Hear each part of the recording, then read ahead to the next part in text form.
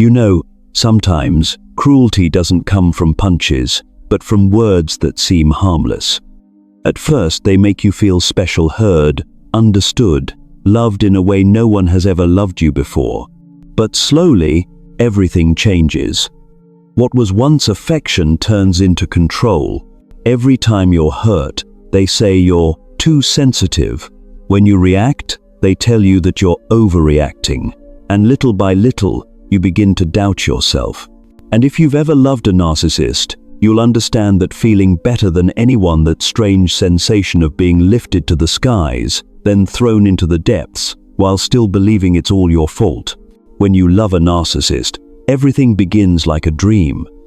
They make you believe you're the only one who truly understands them, that this love is rare and profound. But then, so subtly, they begin to switch roles. Care turns into control, compliments turn into criticism, and the pain you feel is dismissed as overreaction.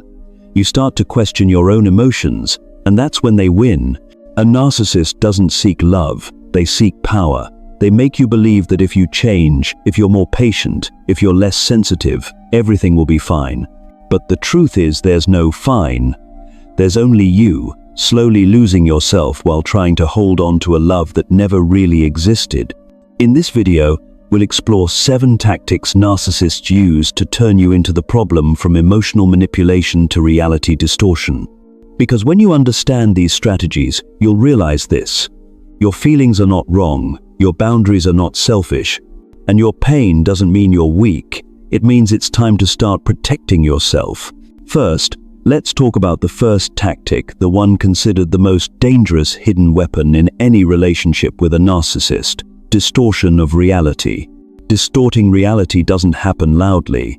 It begins quietly, subtly, through seemingly harmless phrases. You remembered it wrong. That never happened. You're being too sensitive. At first you react. You are sure you're not mistaken. But after hearing those denials over and over, you start to hesitate. You begin to ask yourself, maybe I really did remember it wrong. Maybe I am overreacting. And in that exact moment when you start doubting yourself, the distortion of reality has begun to take effect. This is the art of making you question your own perception of truth.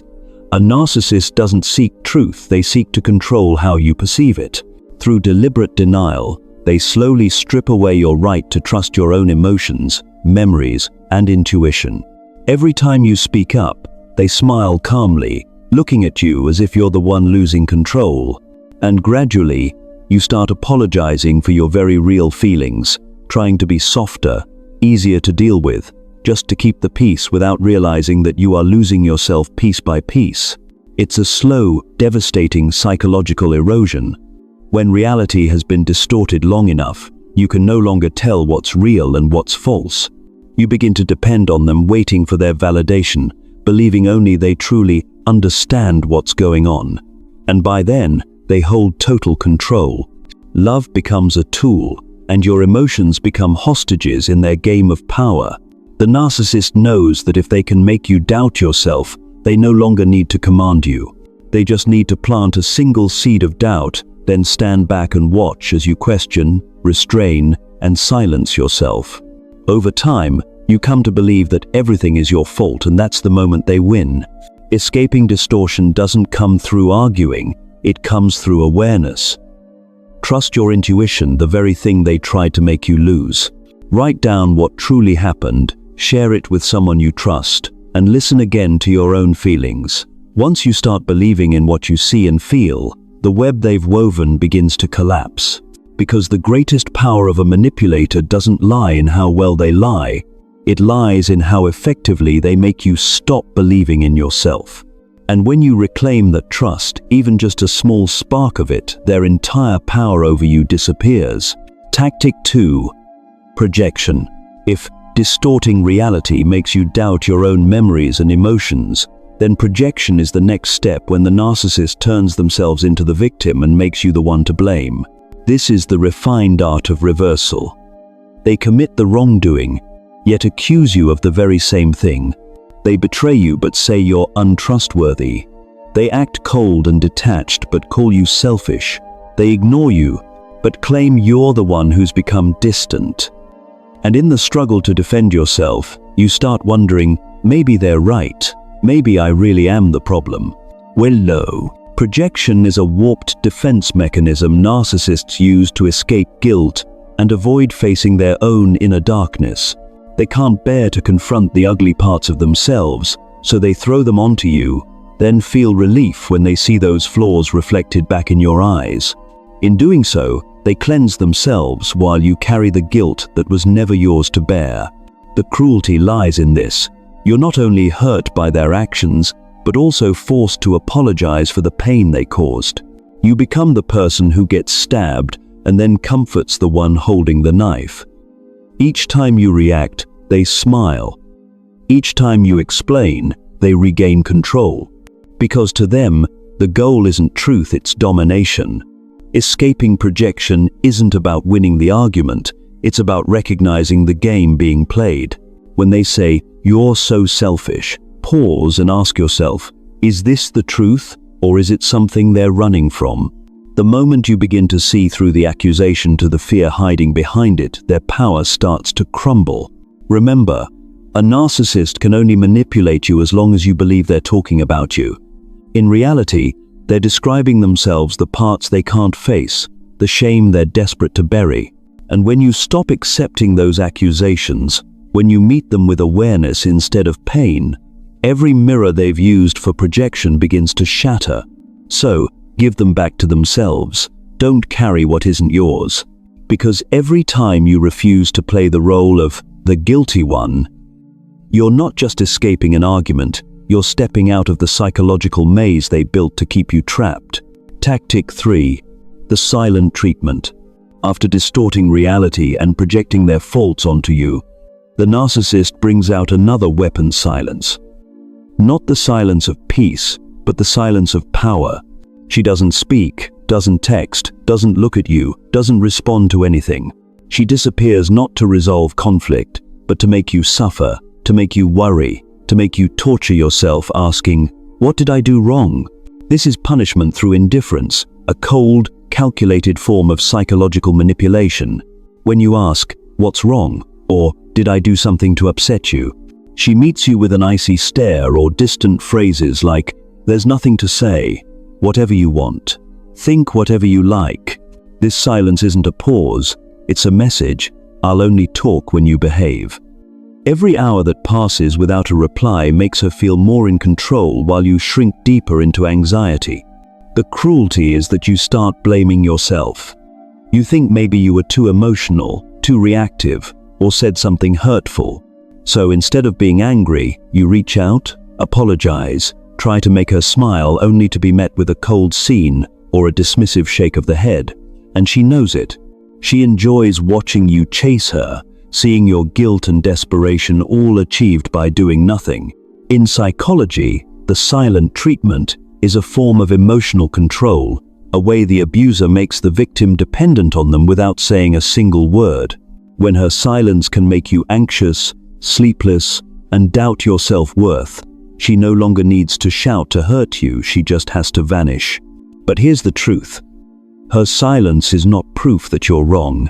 It's a tool she uses to maintain power. When you realize this, don't chase her. Don't try to make her understand. Stay calm, stand firm, and let her silence lose its power. Every time you choose not to react, you reclaim control over your emotions.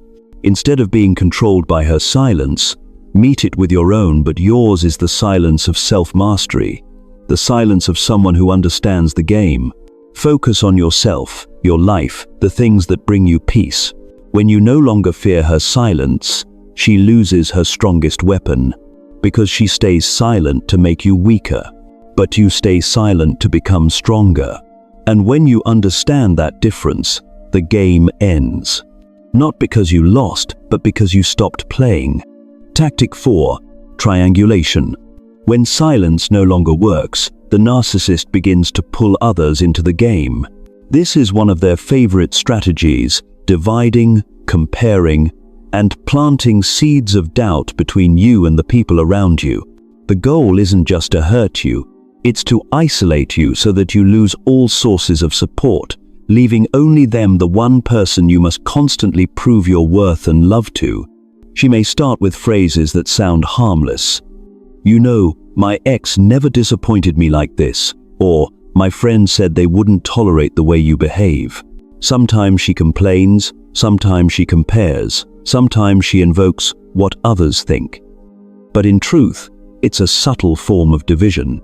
She makes you feel like you're in constant competition, always having to be good enough to hold your place in her eyes. Other times, she plays the victim, telling a third party that you've become cold, uncaring, or that you don't love her the way you used to. In doing so, she creates a false narrative, one that wins sympathy from others and turns them against you. Slowly, you become isolated. No one believes you, no one understands you, and that isolation makes you weaker. Triangulation isn't only about bringing in a third person romantically, it's about involving anyone to strengthen her power and destabilize you. She might use the words of others as weapons. Everyone says you've changed, or people think this is your fault. These words don't just hurt, they make you believe the whole world is against you. Escaping this tactic requires awareness before reaction. Don't engage in he said, she said conversations. If she says, "My friend agrees with me," calmly respond, "I'd like to hear that directly from you." Keep communication direct, clear, and calm. At the same time, rebuild your own support network, people who are neutral, who know you, who haven't been influenced by her. When you have witnesses to the truth, her narrative loses its power. Because what a narcissist fears most isn't your anger, it's your clarity. Once you see behind the curtain, you realize the third person was never the real threat. They were merely a pawn in her game of control. And you're the only one who can choose to step off the board. Tactic 5. Love bombing, the attack of love. Love bombing is how a narcissist makes you fall from the very beginning. It's the sweet, overwhelming, intoxicating phase where they create a fairy tale romance that feels too perfect to be real. She showers you with compliments, floods you with messages, and says things like, "You're the most special person I've ever met," or "I've never felt this safe before." Every gesture, every look, every touch is carefully calculated to make you believe you've finally found your soulmate. But beneath that passion lies not love but strategy. Every compliment, every "I miss you," every promise of a shared future is an invisible thread, slowly tightening around your mind. When you start to think you're lucky to be loved this way, you also start to depend on her attention, her approval, her affection. And that's the moment power shifts to her. Once you've fallen deep enough, the sweetness fades, the warmth disappears, replaced by coldness, criticism, and indifference. You're confused, desperate to understand what went wrong. You tell yourself, "Maybe I did something to make her change." But no, you didn't. This is a cycle, carefully designed. Lift you high, then drop you hard. Because when you're hurting, when you're craving the return of that initial love, you'll do anything to bring it back. And that's when hoovering begins, the emotional vacuum. She reappears softly. "I'm sorry, I was just scared of losing you." She sends long messages, recalls sweet memories, maybe even cries or gives gifts, promising, "This time will be different." But understand this, it's not change, it's a strategy to draw your emotional energy back in. The moment you respond, feel touched, or forgive, the game resets. Love bombing is emotional addiction. It ties you to the illusion of who they were, rather than the reality of who they are. Every time you forgive, you're not saving love, you're restarting the cycle of manipulation.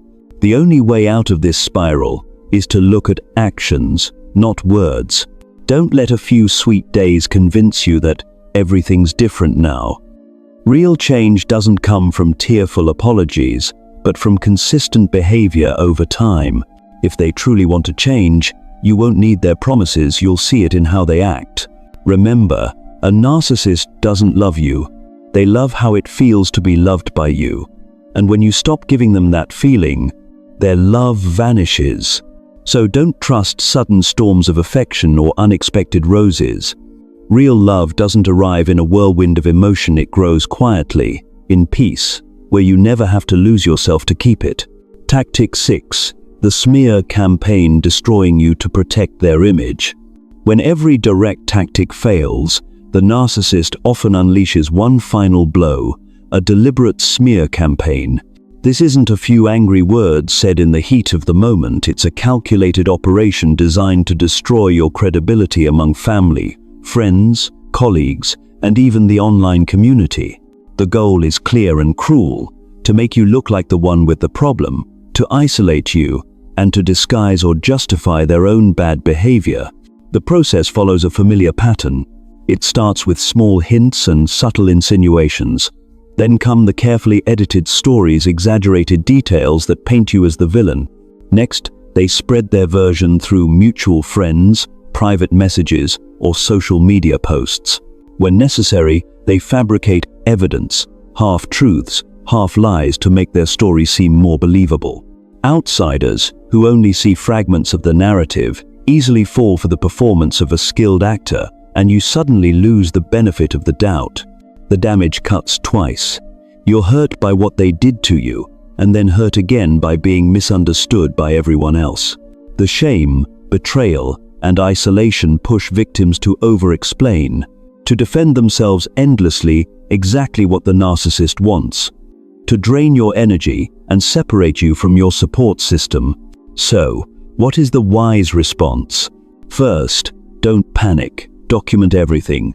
Save messages. Note dates and times. Record who witnessed what. Those records become your shield when the truth is questioned.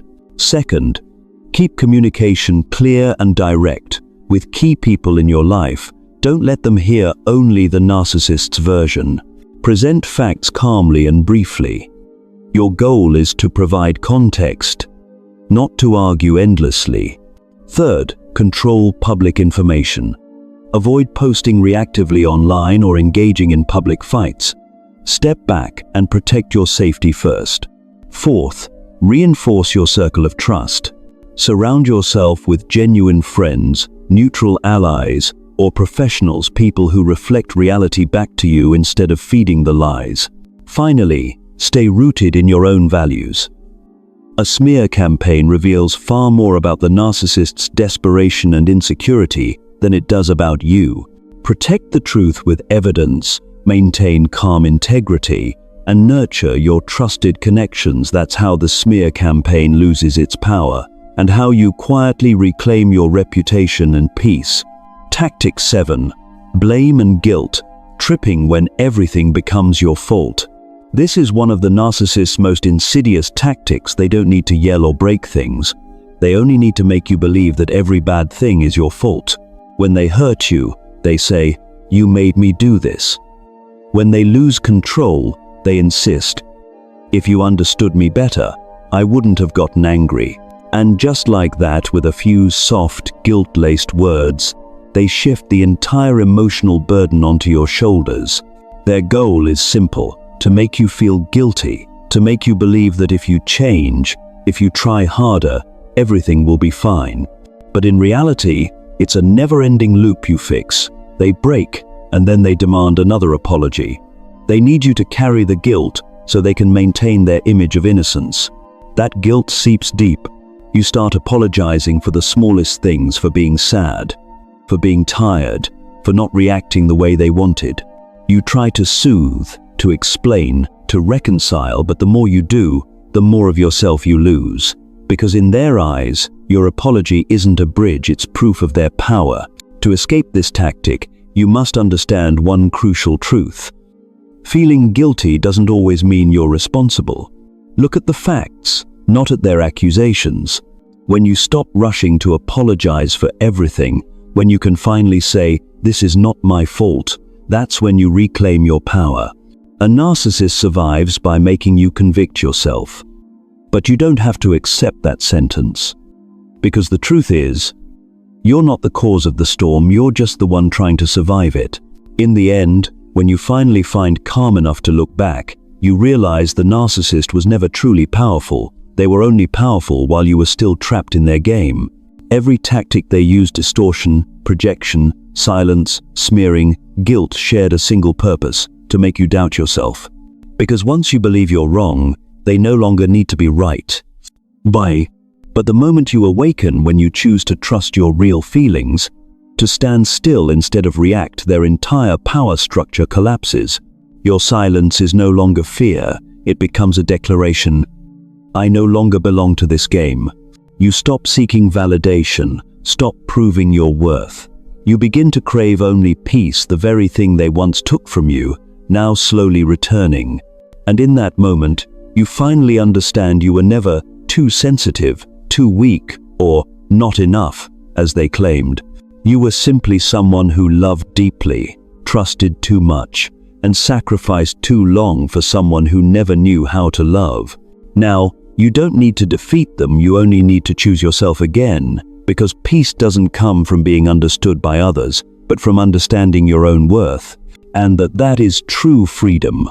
When you no longer fight to be loved, but simply live as yourself, whole, safe, and enough.